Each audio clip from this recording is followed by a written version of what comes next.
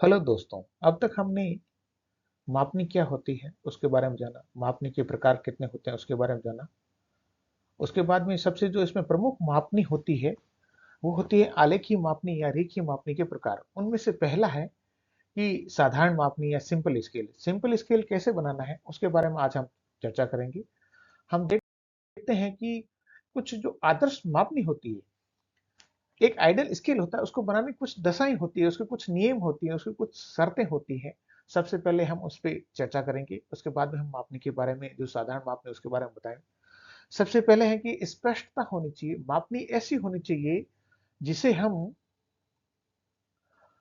आसानी से पढ़ सकें और समझ सकें, और उसका जो अंकों का जो विभाजन है वो बिल्कुल साफ साफ आपको दिखाई दे, किसी भी तरह से पॉइंटों में या बिंदु में नहीं होना चाहिए। दूसरा, उपयुक्त अनुपात होना चाहिए। मापनी का जो अनुपात है, जैसे 1:50 है, 1:100 है आदि, कार्य के अनुसार सही चुना हुआ होना चाहिए, ताकि वास्तविक माप है उसको सही तरीके से दर्शाया जा सके। फिर है समान विभाजन। मापनी के सभी भाग बराबर होने चाहिए, ताकि जो मापनी है उसमें कोई त्रुटि न हो। फिर है पर्याप्त लंबी होना चाहिए। मापनी बनाने के लिए उसकी लंबाई है वो पर्याप्त होनी चाहिए, और इसके लिए अधिकतम कुछ नियम आदर्श मापनी के दिशा निर्धारित किए गए हैं। जैसे यदि आप सेंटीमीटर या अमेरिकन प्रणाली में बना रहे हो तो 12 से 16 सेंटीमीटर के बीच में, और आप यदि ब्रिटिश प्रणाली में बना रहे हो तो मापनी आपसे 4 से 6 इंच के बीच में मुख्य रूप से होनी चाहिए। फिर है इनका सटीक अंकन होना चाहिए, क्योंकि हर विभाजन और संख्या सही स्थान पर अंकित होनी चाहिए, जिससे कि मापनी को समझने में आसानी रहे। इसके साथ ही पढ़ने में सुविधा होनी चाहिए। मापने को इस प्रकार बनाया जाए कि छोटे से छोटे माप भी आसानी से हम लोग पढ़ सकें, या उसको समझ सकें कि मापने की लंबाई क्या है और कितनी दूरी को वो दर्शा रही है। मापने का जो है उसमें शून्य बिंदु का से प्रारंभ करना चाहिए, जिससे वो स्पष्ट रूप से दिखना चाहिए। जीरो से शुरुआत होती है, और इसमें हम उपयुक्त इकाइयां, जैसे मापनी में सही इकाइयां जैसे सेंटीमीटर है, मीटर है आदि का प्रयोग, जो उपयोग है वो होना चाहिए, जिससे कि आसानी से उसको समझा जा सके। इसके अलावा हम देखते हैं कि जो इस मापने की जो रेखा होती है, लाइन होती है, उसकी लंबाई यदि हम ब्रिटिश मापनी में बात करें तो उसकी जो लंबाई है वो 4 से 6 इंच के बीच में होनी चाहिए, जिससे कि जो मापनी है उसको हम समझ सके। या और यदि अमेरिकन मापनी है तो उसको हम 12 से 16 सेंटीमीटर के बीच में रखनी चाहिए, जिससे कि लंबाई जो है हमारे कागज पे या मानचित्र पे आसानी से समझ जा सके, या उसको सही तरीके से हम पढ़ सकें। लेकिन मानचित्र के आकार के अनुसार इसका मापन छोटा या बड़ा भी बढ़ाया भी जा सकता है। मान मापक पर सबसे जो महत्वपूर्ण बिंदु है वो है कि इसकी जो दूरियां होती है वो हमेशा पूर्णांक में ही दर्शाई जाती है, पॉइंटों में या ऐसी संख्या में नहीं ले सकते जिसका हम किसी प्रकार से टुकड़े नहीं कर सकते या उसका विभाजन नहीं कर सकते। इसलिए मुख्य रूप से पूर्णांक में होनी चाहिए। यदि नहीं है तो आप उसको थोड़ी सी गणितीय गणना करके उसको पूर्णांक में ला सकते हैं। उसके बाद में मापक के ऊपर मध्य भाग में हमेशा प्रदर्शक भिन्न या निरूपक भिन्न लिखना चाहिए, जिससे कि पता रहे कि ये मापनी कितने अनुपात प्रदर्शक भिन्न पे बनी हुई है और इसमें क्या चीजें दर्शाई गई है। मापक का प्राथमिक और अन्य मुख्य भागों पर मूल इकाइयां और द्वितीयक इकाइयों पर गौण इकाइयां लिखी जाए। मापक के दो पार्ट होते हैं, एक मुख्य भाग होता है और दूसरा सेकेंडरी भाग होता है, प्राइमरी भाग और सेकेंडरी भाग। तो इसमें जो हम इकाइयां लिख रहे हैं उनको विशेष तौर से साफ और स्पष्ट लिखना चाहिए, जिससे कि जितना ज्यादा संभव हो सके छोटी से छोटी दूरी या इकाई भी उसमें मुख्य रूप से पढ़ी जा सके। मापनी पढ़ने में सरल और देखने में सुंदर तथा आकर्षित होनी चाहिए।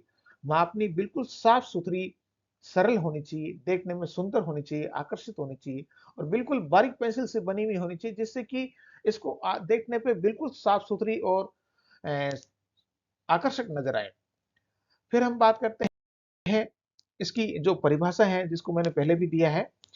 यह मापनी जिसके द्वारा किसी रेखीय माप प्रणाली अर्थात मैट्रिक प्रणाली या ब्रिटिश प्रणाली के दो मात्रकों, जैसे सेंटीमीटर व मिलीमीटर, डेसीमीटर व सेंटीमीटर, मीटर और डेसीमीटर, डेकामीटर व मीटर, किलोमीटर व हेक्टामीटर, फीट और इंच, गज व फीट, फरलांग गज, मील फरलांग आदि को इस पे प्रमुख रूप से प्रदर्शित किया जा सकता है। क्योंकि हम अमेरिकन प्रणाली और ब्रिटिश प्रणाली दोनों में ही हम मापनी बनाते हैं, इसलिए ये जो इसके मात्रक है उनको सही सही प्रदर्शित करता है। साधारण मामले में मापनी जो हम बनाते हैं उसमें केवल मुख्य भाग और इसकी उप इकाई दर्शाई जाती है, और जो ड्राइंग और नक्शे होते हैं उनमें मुख्य रूप से हम इसको काम में लेते हैं। इस मापनी की को हम मुख्य रूप से उप विभागों द्वारा मुख्य भाग और में काम में लेते हैं, और साधारण जो मापनी होती है उसको हम इसके 10वें भाग तक को हम आसानी से पढ़ सकते हैं। अब हम बात करते हैं कि इसकी जो साधारण मापनी होती है इसके कौन-कौन से निर्माण के चरण होते हैं। तो सबसे पहले इसका जो प्रदर्शक भिन्न होता है, निरूपक भिन्न होता है, या जिसको आरएफ कहते हैं, उसको निर्धारित किया जाता है। फिर आरएफ निर्धारित करने के बाद में हम ये डिसाइड करते हैं या निर्धारित करते हैं कि इसकी कुल लंबाई कितनी हो सकती है। यदि हम मापनी अमेरिकन प्रणाली में बना रहे हैं तो इंच या सेंटीमीटर में बनेगी, उसकी जो दूरी आएगी वो मील, फरलांग, गज, फीट में आएगी। और यदि हम अमेरिकन प्रणाली में बना रहे हैं तो इसकी दूरी kilometre, hectometre, decametre, decimetre, metre आदि में इसकी दूरी मुख्य रूप से आएगी। रेखा बिल्कुल साफ सुथरी होनी चाहिए, इसकी लंबाई बिल्कुल सही होनी चाहिए। यदि अमेरिकन प्रणाली है तो 12 से 16 सेंटीमीटर की, और ब्रिटिश प्रणाली है तो इसकी जो लंबाई है वो 4 से 6 इंच के बीच में होनी चाहिए। इसके बाद में जो इसके प्रमुख चरण होते हैं, इसकी मापने के जो भाग होते हैं उनको बिल्कुल बराबर भागों में विभाजित करना चाहिए, जिससे कि मापने को समझने में और उसकी दूरी को पढ़ने में आसानी हो सके। अब हम बात करें, एक उदाहरण के द्वारा मैंने इस पूरे सवाल में बताने की कोशिश की है कि एक साधारण मापने को हम किस तरह से इसकी एक रचना कर सकते हैं। उदाहरणतः मैंने एक सवाल दिया कि प्रदर्शक भिन्न आरएफ 1:50,000 से एक सरल मापनी की रचना कीजिए। जब हम इस मापनी को सरल मापनी में परिवर्तित करते हैं, या इसकी आलेखी मापनी में, रेखीय मापनी में हम इसको बदलते हैं या इसका निर्माण करते हैं या इसकी रचना करते हैं, तो इसका सॉल्यूशन मैंने बताने की पूरी कोशिश की है। आप थोड़ा सा ध्यान से समझिए। चूंकि मानचित्र पर 1 सेंटीमीटर की दूरी है वो प्रदर्शित करती है धरातल की 50,000 सेंटीमीटर को, जो हमारे आरेख में स्पष्ट रूप से दिया हुआ होता है, क्योंकि प्रदर्शक भिन्न में कोई भी दूरी दी हुई होती है वो समान इकाई के रूप में दी हुई है। यदि ये सेंटीमीटर है तो ये भी हमारा सेंटीमीटर रहेगा। अब हम क्या करेंगे कि इसलिए मानचित्र पर 1 सेंटीमीटर की दूरी धरातल पर प्रदर्शित करती है 50,000 भाग। यदि हम इसको किलोमीटर में बदलना चाहेंगे तो हम, यदि 1 किलोमीटर में 1 लाख सेंटीमीटर होते हैं तो हम 1 लाख सेंटीमीटर का इसमें भाग देंगे, भाग देते हैं। और इसके बाद में हम क्या करेंगे, क्योंकि हमें कितने मानचित्र पर सेंटीमीटर की जो मापनी है वो बनानी है, जैसे 12 से 16 सेंटीमीटर के बीच में हम बना सकते हैं, तो मैंने 14 सेंटीमीटर की जो दूरी है या जो लाइन है उसकी सहायता से हमने इसको बनाने की कोशिश की है। तो 50,000 बटा 1 लाख गुणा 14 से हम गुणा करते हैं तो ये हमारे सामने 7 किलोमीटर की दूरी निकल के आ जाती है। अब आप इसको थोड़ा सा ध्यान से समझना कि हमारे सामने 14 सेंटीमीटर की सीधी लाइन है, उसको खींच लीजिए, और उसके आपको 2-2 सेंटीमीटर के बराबर 7 टुकड़े करने हैं। ये बिल्कुल आसानी से आप इसको 7 टुकड़े कर सकते हो, 7 बराबर भागों में कर सकते हो, क्योंकि इसमें हमें 7 किलोमीटर को दिखाना है।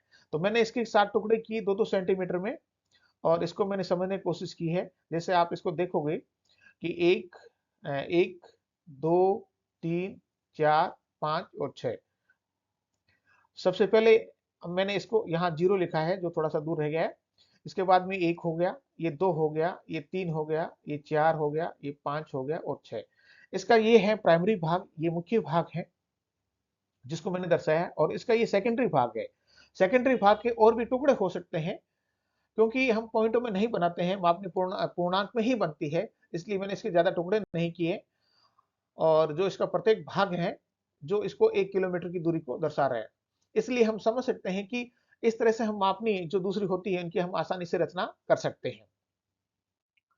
इसके बाद में मैंने इसी पूरी मापनी को दोबारा स्केल जो है हमारा उसमें मैंने बनाने की पूरी कोशिश की है। हम देखते हैं कि आरएफ हमारा कितना है, 1:50,000 दिया हुआ है।